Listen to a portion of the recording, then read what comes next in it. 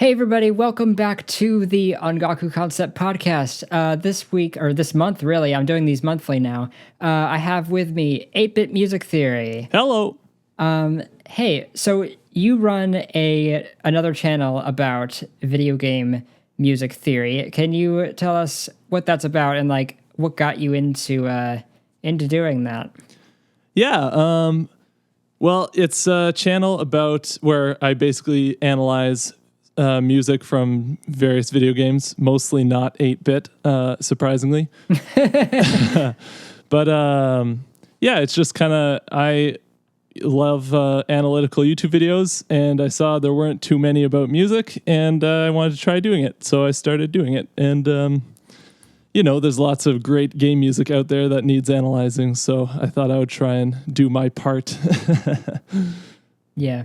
It really there really is so much game music that like it's so rich, you know.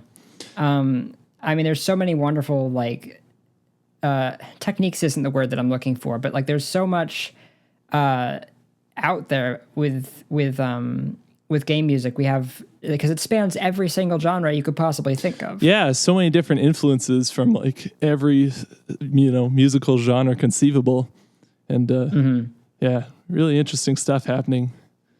Yeah.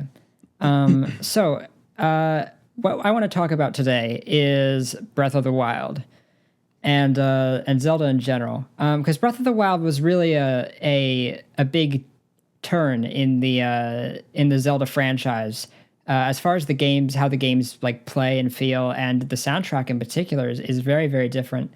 But first, I want to talk about the game itself. Have you had a chance to play it yet? Yep, I've beaten it, finished the story, and then discovered I was finished about 25% of the actual game. Got discouraged. Yeah. But yeah, I'm actually playing it less frequently now, but I'm still technically playing it, I guess. Trying to find all those shrines. It's tricky. Yeah. What do you think of it in comparison to past Zelda games? Oh, I really liked it. I mean, obviously everyone really liked it, but I'm a big Zelda nerd. I think the first game I ever owned myself was Wind Waker for the GameCube, so my history with Zelda goes way back. But yeah, I was really, really impressed with Breath of the Wild. I think it's like Nintendo's been getting a lot of flack, or had been getting a lot of flack, I think, for a couple of years for not putting out anything as great as they're known for in the past. But I think Breath of the Wild really is like a return to form, I guess you could say. Like it really raises the bar for video games in general, I think. For sure. Yeah, just in terms of scope. And just polish.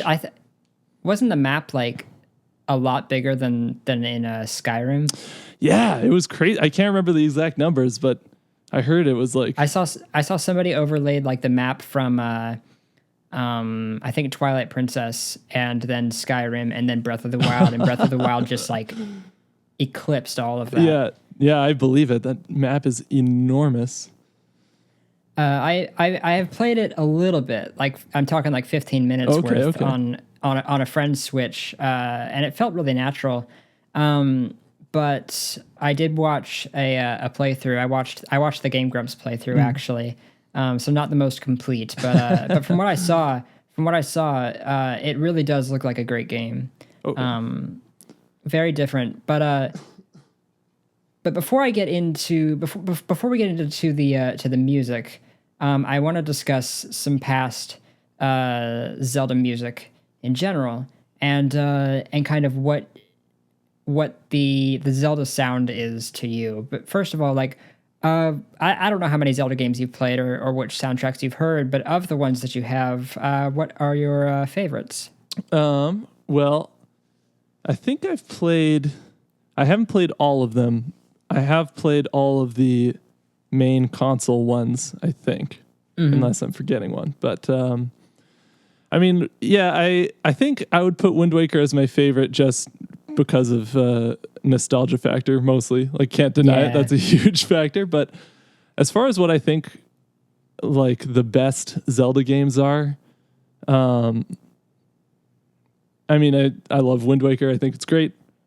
I loved all the sailing that everyone else hated, so maybe I'm just weird like that. I really enjoyed Twilight Princess also. I just love the tone and the world. Oh yeah. And really good looking game. Yeah, and then so I think I would put Breath in the Wild up there in my top 3 for sure. As far as the music goes, I really like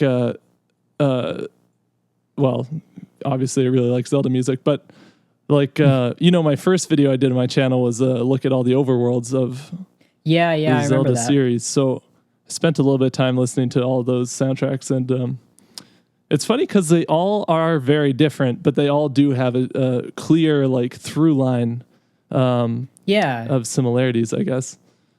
Yeah, because this is probably a weird comparison, but Zelda's kind of like a comic book character where you have kind of the basic idea and then each game kind of like reinvents that. Totally. And it's cool.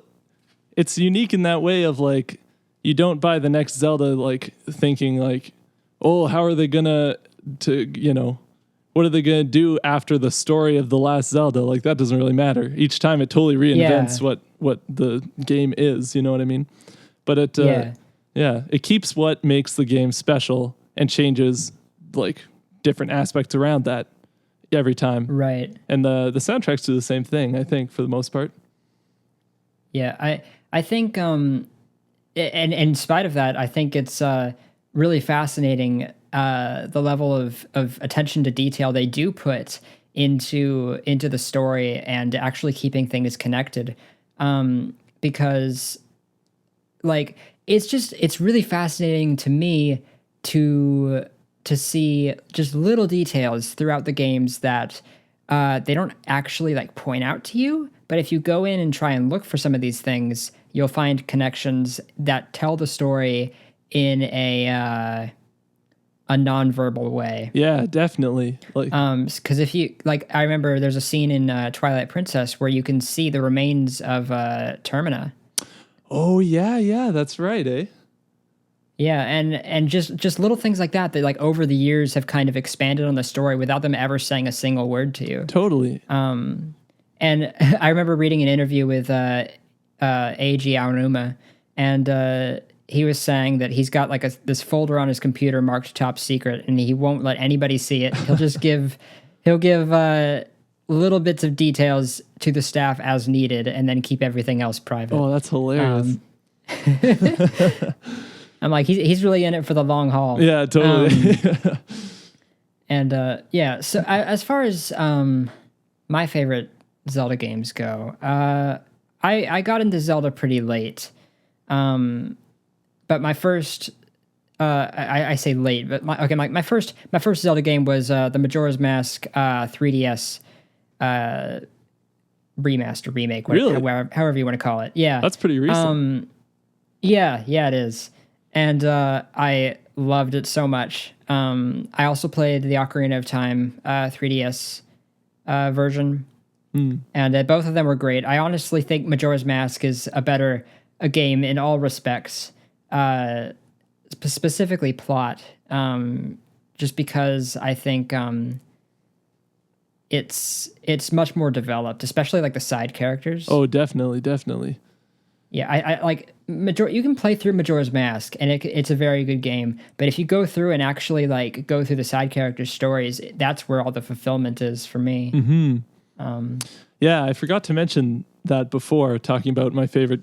It's tough because every Zelda game is so good. It's hard to narrow down to your favorites. But I haven't played the 3DS remaster, but I played I played Majora's Mask, and it's definitely the creepiest Zelda game, which I'm into. I'm super into that. So yeah, I mean, as far as rated E for everyone, but as far as soundtracks go, how do you think? And I don't know how much of the soundtracks you would have studied to be able to say much on this, but but how do you think the soundtrack has, or the sound of Zelda has changed over the years? Because at first it was all Koji Kondo, and he took a back seat after Majora's Mask, and he hasn't really done very much with Zelda music since then. He's been overseeing a lot of it, but he hasn't been composing very much since then. Yeah, well, it's interesting because the N64 games, Ocarina of Time and Majora's Mask, were kind of well, that's not true. I guess like a Link to the Past 2 a little bit. Before those, it was all chiptune, obviously. Yeah, but since those, you could tell that he was going for more like classical orchestration and more of that kind like more of a film score kind of thing. Yeah, exactly, that kind of sound. But even in the old chiptune soundtracks, you can tell that that's kind of like what he's shooting for as much as you can with that hardware, you know? Yeah, it's a little more cinematic. For sure. And so every game since then, I think, even when they changed composers, they kind of stuck to that baseline of like, you know, big epic orchestral fantasy music. Especially Skyward Sword was the most like that, I think, like as far as sounding like a film score. Which is great. And that's where I think Breath of the Wild really stands out as different, isn't just that kind of giving up that more classical fantasy vibe for something pretty unique as far as I can tell. Yeah. But before we get into Breath of the Wild, I do want to talk a little bit more about some of the other soundtracks, though. Sure.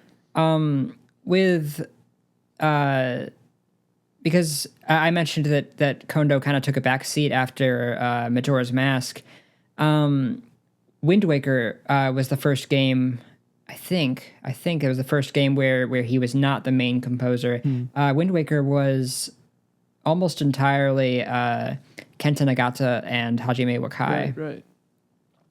And I love seeing composers who have completely different roots come to Zelda or some other franchise, because Nagata is very J-pop influenced. And he's most known for doing Mario Kart 64. Oh yeah. Yeah, and so it was nice to hear some of that influence in the Wind Waker music, like with Outset Island.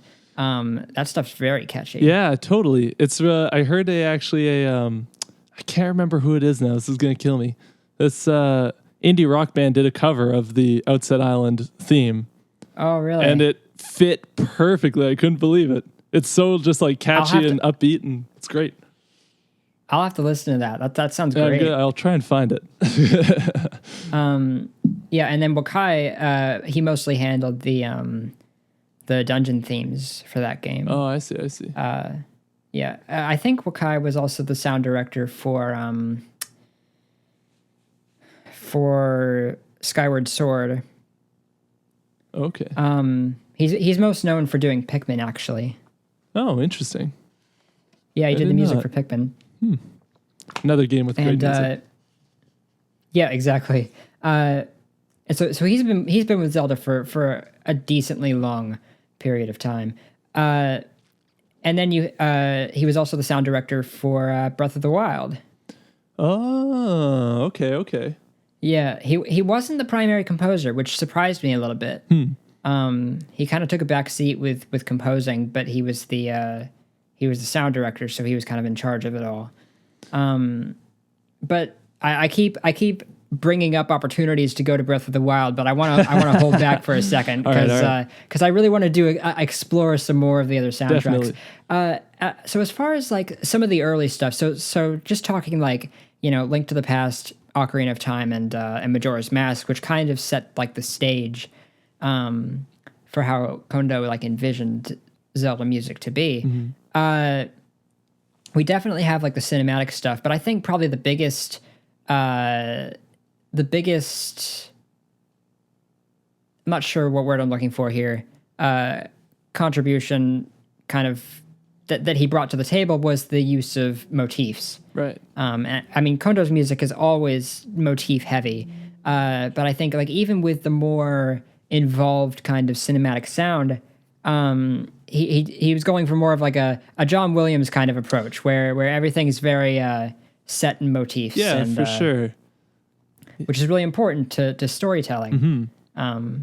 So I think I like that. That's an area where soundtracks really do differ. I don't believe that every soundtrack needs to be based in motifs, but I think if you're going to have like a franchise like that, and you know that it's going to be, that it's going to span many games, then it's really important. Yeah, it's definitely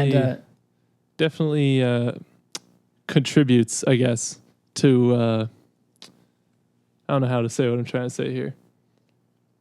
I think it's perfect for the Zelda series in particular because of how we were saying before, where each game kind of retells a new story, but keeping those motifs in a new setting, new soundtrack, playing them in a new way, just like adds to that, or it expresses that revisioning of each game in another way. Yeah, you know what I mean? That makes a lot of sense, really, because even though like a lot of things are different, you still have like some of these motifs to connect back to. Yeah, for sure. So you still get that familiarity, even though you're in a totally new game, new space.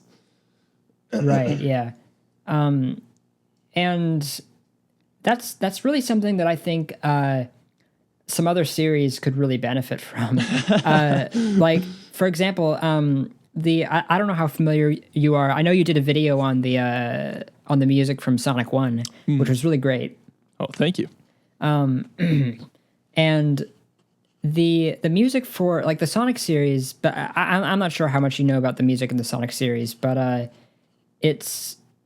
Sonic's sort of in like an identity crisis right now, to be honest, for many reasons. And part of it is really because Sonic was kind of invented as a pop culture character. Yeah. And so like he was really invented to be popular with what was going on at the time, which means that as time moved on, his image needed to change.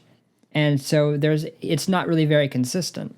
Yeah, it's interesting. Like, if you look at like a Mario or a Zelda or any of those other Nintendo franchises that have survived all this time, they didn't start out seeming very concerned about like what was cool at the time necessarily, at least in terms of style. Yeah. So, they could just keep going and be just as, timeless as time went on. But yeah, it's true. There's not really like there's a Zelda theme that you can point to and say, oh yeah, this is the theme of like the whole franchise.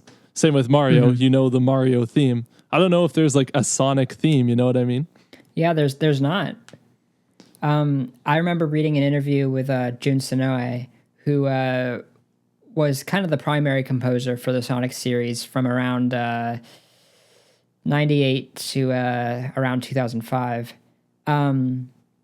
And he was saying that he pointed out that like there was a main theme for Sonic with Sonic 1 and Sonic 2, both of which had all the music done by Masato Nakamura. Right.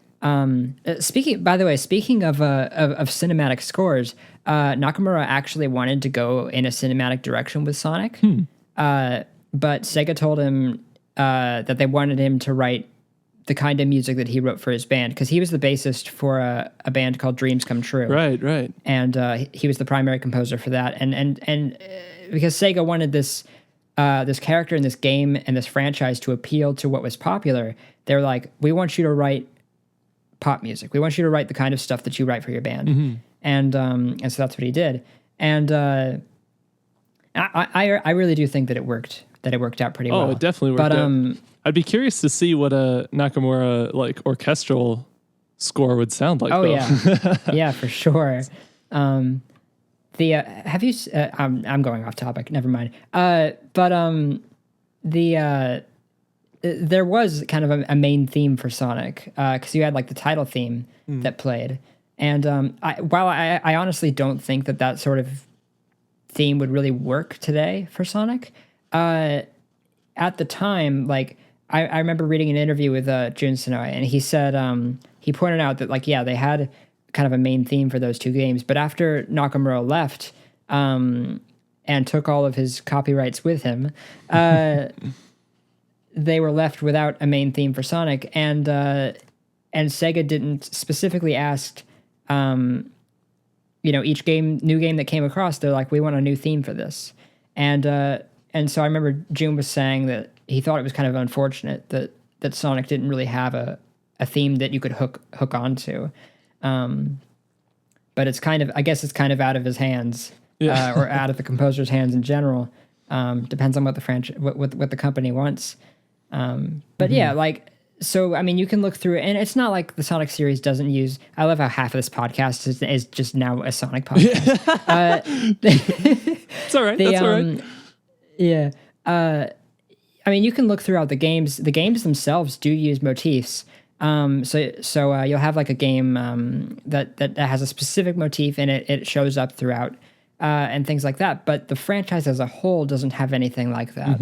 And so between that and style as well, because the style of music for each game has changed. So for a while it was rock and punk music. Oh yeah. And then around 2006, they switched to doing more orchestral based stuff, more cinematic, and it's really kind of wandered for a while. And lately, I think things are moving up right now, because Tomoyo Otani was appointed as the main composer for the Sonic series recently. So he did Sonic Lost World, Sonic Runners Adventure, and he's working on Sonic Forces. And he's intentionally gone for a very tight, fast kind of J-pop sound. Okay, cool. Yeah, and he's really established like that as a new sound for Sonic, and I've seen that from that recognition from fans who have come to see that as the sound of Sonic now, and I think that's really, really great to that after all this time of sort of wandering, Otani's managed to create a new sound and kind of cemented it as such. So I don't think it's hopeless for Sonic to come back to a place of having a place of recognition. Oh, for sure. No, some motifs would help, but but yeah. So I understand. So all that to say, it really does show like the importance of motifs and stylistic attributes that sort of cement a game with a certain image, and if that changes too much or too wildly, too quickly, then you start to lose the idea of what the franchise is about. And I think that's something that Zelda has successfully accomplished is keeping despite all these changes and all the games being completely different, has managed to keep a fairly tight image throughout the series. Yeah, I think that's something that's really impressive. Like, it's really hard to have a series evolve without alienating fans or growing stale. It's kind of you're walking on a fine line with both extremes on either side. But it's interesting to because even with Zelda games, every time a new Zelda game comes out, you see a lot of backlash. Like, Wind Waker, the art style sucks, I miss the old art style. And then now everyone thinks it's great. Breath of the Wild, the art style sucks. Yeah. Yeah, exactly. Even though it was based on Wind Waker's art style. Yeah, totally. But yeah, and even for like a Nintendo, who's obviously like they're masters of making games, and they've been doing this for a long time, but it's still a tricky thing to do, to try and evolve and push boundaries and not go too far, not lose your identity in the process. And I think Breath of the Wild is definitely the biggest change from one Zelda game to the next, stylistically and musically. So it's interesting to see how people react to it, good or bad. Yeah. So I do want to get in. I do want to get into to Breath of the Wild a little bit now. Okay. We're ready. And so the two, you know what, forget this other guy's name every single time. I'm going to look it up so that I do not say it wrong this time, because I always remember his last name, not his first name. So, Breath of the Wild, as far as Zelda games go, it really didn't have a very large sound team. Hajime Wakai was the sound director. Right. He did compose a few songs. He's confirmed as having composed the music for Kakariko Village. Okay. Both the day and night themes, and he did the Talos battle. Oh, okay. As well. Cool. I'm sorry. No. He did the Hinox battle. Right. But the primary composer was Manaka Kataoka. And the secondary composer was Yasuaki Iwata. Now, both of them are fairly... Now, despite Wakai's involvement with the series going all the way back to Wind Waker, he really, even though he oversaw things, he didn't really do most of the composing. And Kataoka and Iwata are both fairly new to... Iwata is completely new to Zelda. This is his first Zelda soundtrack, and Kataoka previously did a few tracks on Spirit Tracks. Okay, right.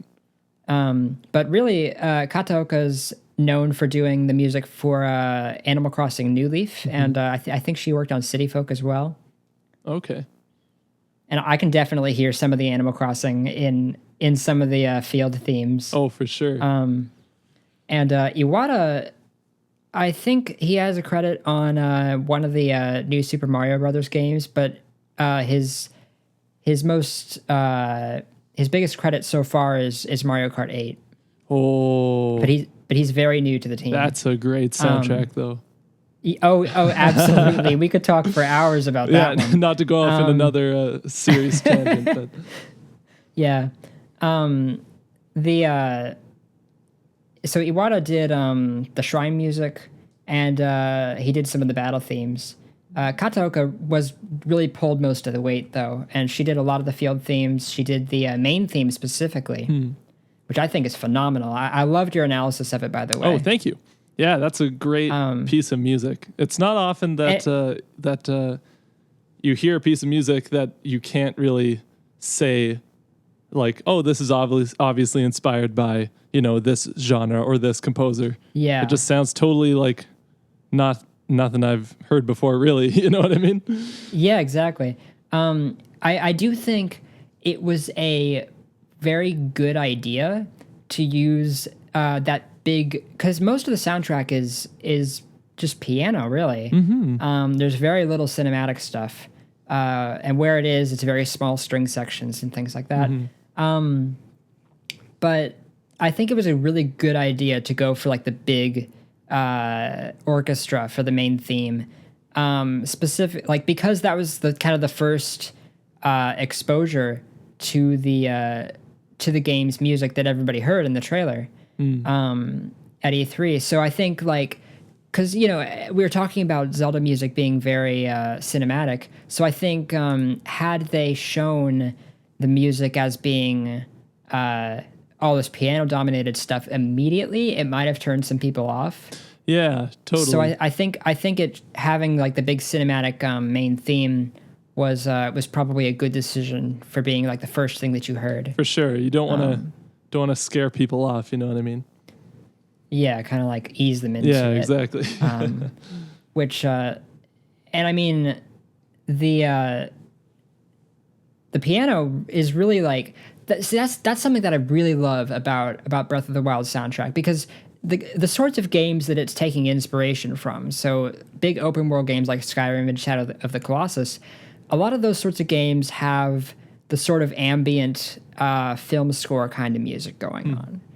And with Breath of the Wild, it's really nice to see that a lot of it is very ambient sounding, but the fact that it chose the piano as like the dominant instrument is not something I've ever heard in another game of this type.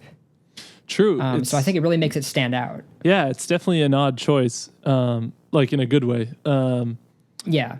It's cool because, like if you had ambient strings, just like holding notes forever, or synths.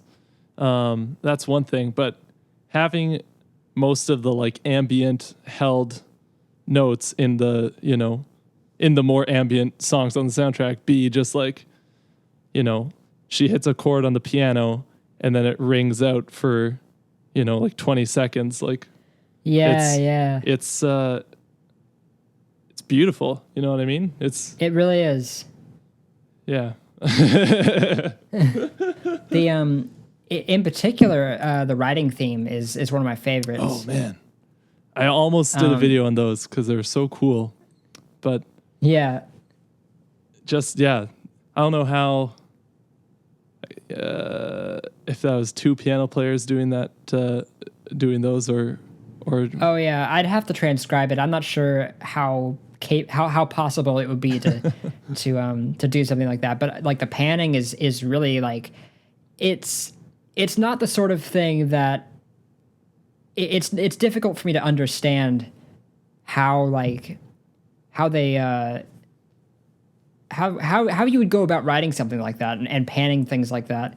But like the way it works together is so fascinating. And like it's just texturally, it's very, very interesting. Yeah, and it's so different than if you think about like an Ocarina of Time or a Twilight Princess or the more typical, Zelda games. The riding themes are usually the most epic. You know what I mean? The most like kind of I don't want to say straightforward, but definitely the least introspective, I'd say. Whereas in this game, it's the exact opposite. Yeah, it still kept the like if there's anything that the Breath of the Wild soundtrack shows, it's how to work with texture. Because since a lot of it's just really dominated by the piano is really not the most capable instrument in terms of creating varied textures. Because string instruments can really do so much more. So I think that it really shows off just what the piano can do, and like the full range of textures that it has from a skilled player. So like, even though like the writing, because we often use different instruments to represent different things in soundtracks, and so when you're working with a soundtrack that's really dominated by the piano, you really have to come up with different sorts of ways to identify different types of sounds. So I think like the writing theme, its use of staccato it works very, very well for because I associate that with the sort like the movement of the horse's feet. Oh, for sure. And just kind of the bouncing, the do, do, do, that sort of thing. Yeah, totally. Yeah, and especially compared to when you're walking around Hyrule Field and it's more those, like I was saying earlier, those held chords and those little bird noise almost type figures and wilderness sounds and that sort of thing. And I love the reference to Zelda's theme that gets snuck into the writing theme. So perfect. So good. So that was like, that game really is motif heavy. Because they did, I mean, it's really, I'm sure it was a bit of a challenge because as far as the story goes, we really have no clue where this game is located in the timeline. There are lots of theories, but I don't know that there's really enough to confirm. True. And so using some of these motifs to kind of hint at some of that stuff. I remember reading an interview with Kataoka, and she said that that they took all the stuff to Kondo for approval, and by the end of the soundtrack, they'd used like dozens of instances of motifs. Like I think they mentioned like almost 90% of the soundtrack at some point or another involved one of those motifs from past games. Oh yeah, I believe it. It's crazy just playing it the amount of times you'll walk in on a scene or talk to someone or, something will happen and you'll just catch a little, like for 1 second, like, oh, was that a reference? And just it seems like everywhere you go, you get these little, hidden references and stuff like that. Yeah. And on this subject, and this whole discussion is kind of expanding into a discussion on motifs in general, I guess. But hey, that's a good thing. Yeah. I do want to remind me to talk about the main theme again here shortly, because I want to get into that because it's a really fascinating method of composition. But as far as motifs go, I remember when the first trailer came out, the E3 trailer, and was that E3 2016? That was so long ago. I think it was 20... No, it wasn't. It was a direct. It was a direct, wasn't it? Yeah. Yeah, it was a Nintendo Direct. It was somewhere around like March or April or something. It might have been even earlier. It might have been 2015, the first time we saw. Oh, yeah. I mean, like the first time we heard the music. Oh, I see. Yeah. Yeah. I remember, I forget, it was either Miyamoto or Aonuma who was like, yeah, this game will absolutely be out in 2015. Yeah. Anyway, so about the music, like I remember when the trailer happened and everybody was like, "Oh, I hear references to this song or this song or this song in the trailer theme," and I'm like, "No, you don't." I know. I spent so long trying to find these references that people would comment like, "Oh yeah, you forgot to mention this reference to this Wind Waker theme in the middle of this song," and I'd be like, "Oh, for real?" And I'd listen to it and like, I don't hear it, man. Yeah, and that's something else that I heard when the Sonic Forces E3 trailer happened. Not E3. I keep calling everything E3. The E3 just happened. Yeah, it's on the brain. Yeah, exactly. As far as what was I saying? Oh yeah, so Sonic Forces. The main theme was shown off at a panel earlier this year. I don't remember. I think it was very early this year. And I remember people saying that, oh, there's a reference to Seaside Hill from Sonic Heroes. Because there's this one section where the intervals in the melody happen to be the same as this one part of Seaside Hill. And I was, it's an understandable like coincidence because it's really just going up the scale in this three note pattern. And I was like, no, it's not a reference to that. And this started me thinking about motifs in general and how they're used. And it frustrates me to an unreasonable degree when people do things like that, because I was trying to figure out like, why does this make me upset? This really should not make me upset. And I was thinking that a lot of it really has to do with it made me upset because it's a misunderstanding of the intention of the composer, right? I guess, and that's important to me. Mm-hmm.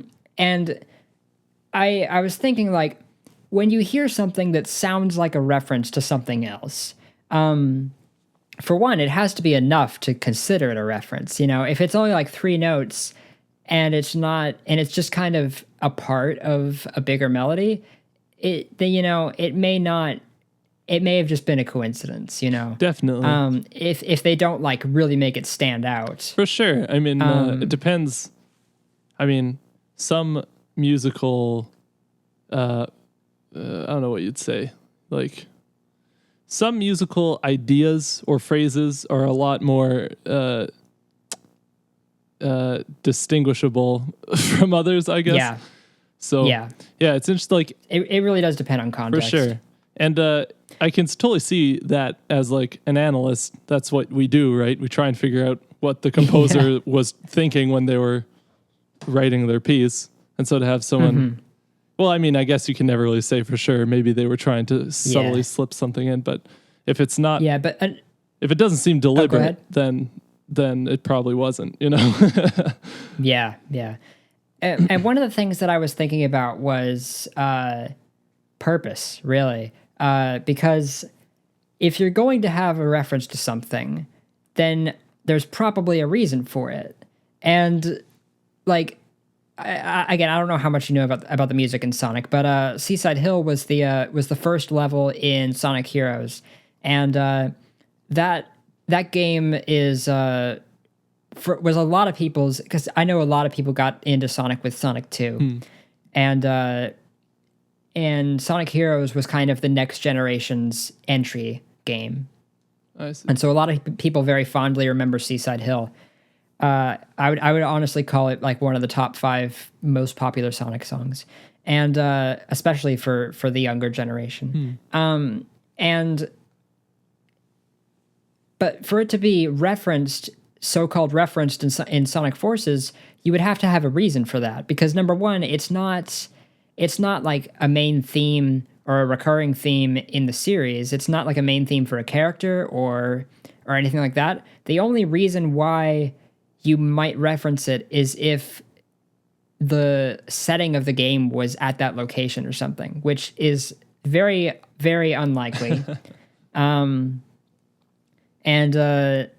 So when everybody is over here saying, when the Breath of the Wild trailer came out, oh, this is a reference to this song, or to like Midna's theme or something like that. I'm like, well, is Midna in the game, or is there something like referencing the events of Twilight Princess or something that might make a reason for that? And if so, why is it in the main theme if it doesn't present because if it's in the main theme, which is a very important part of the game, then I would expect something relating to that to be very present in the game's plot. For sure. If you're in it, and so if you were going to reference something like that, I would expect it to be something smaller, like if you pass by the ruins of some building that was in Twilight Princess or something like that. Yeah, like that would make sense. I'm totally the type to take the stance that, like, especially in the main theme of a game like that, I'm sure every note was very carefully considered in the composition process. Yeah. But which I absolutely believe that it was, because I remember you were breaking that down, and that thing is like you have like one motif, like it's like what, 5 or 6 notes or something. Oh man, yeah. And the entire song is just that, but in different registers and backwards and upside down. Oh, that was such a fun episode to write, because I kept finding a new way that she had used the same motif while writing the script. I thought I was done, and then I figured, oh no, if you flip it backwards, it's actually over here too. So yeah. So that's really incredible, because I mean, for a couple of reasons. Number one, just because motifs make for very strong, memorable pieces, and also because it's easier on the composer in a way, because you don't have to think up so much new material. True. If you just work with the same sort of, I've mentioned Hayato Asano before. He's one of the composers for Gust, and he works on the Atelier games. Just recently, they're JRPGs, and just recently he did the soundtrack to a JRPG called Blue Reflection, which is like a lot of this like crazy EDM stuff with cello and violin. Oh, cool. And it's really impressive, because that's kind of his way of composing as well. He'll take like just a motif or two and build an entire song out of it. And so like a lot of his stuff in Blue Reflection, maybe I should do a video on that someday, but he kind of like, he's got rhythmic motifs going on with like the beats and everything, and then he's got melodic motifs and then counter melodies that are also their own motifs. Oh man. And so like an entire song will have like layers and layers of motifs that are all shifting and changing and working around each other. Yeah. And it's so impressive how it's all weaved together.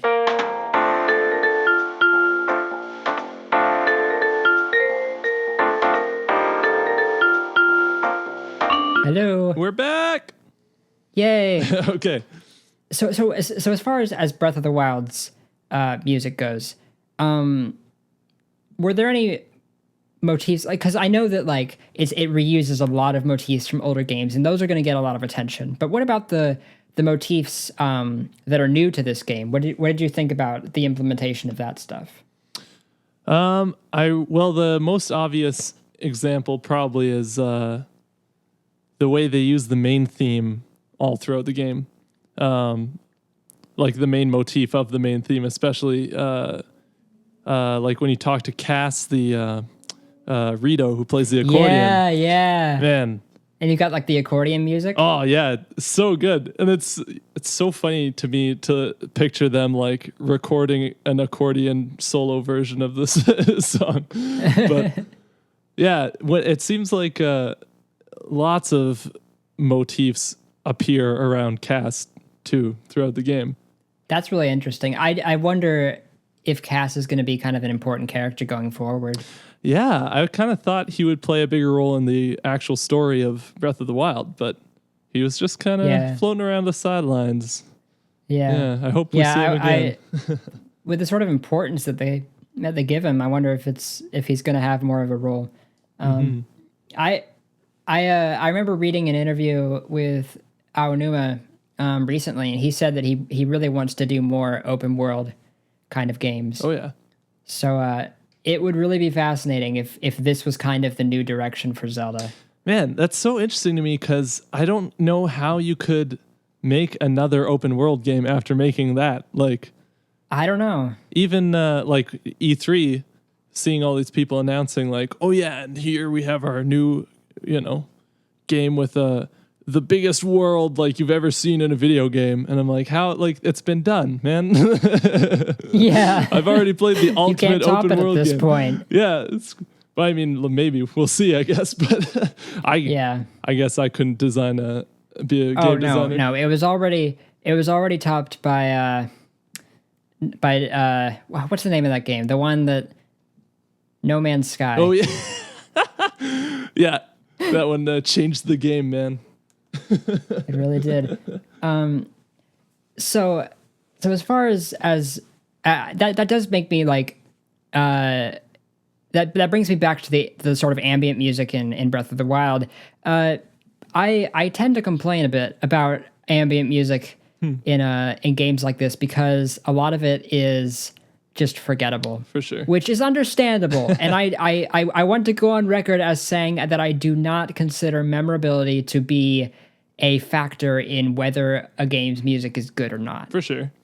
Because, and this is something that Kondo's talked a lot about, and he mentioned in an interview that he tells this to new staff every time that a new staff member comes onto the sound team and he's asked to train them. He makes sure that they understand that at the end of the day, what matters is that the music fits the game. Mm-hmm.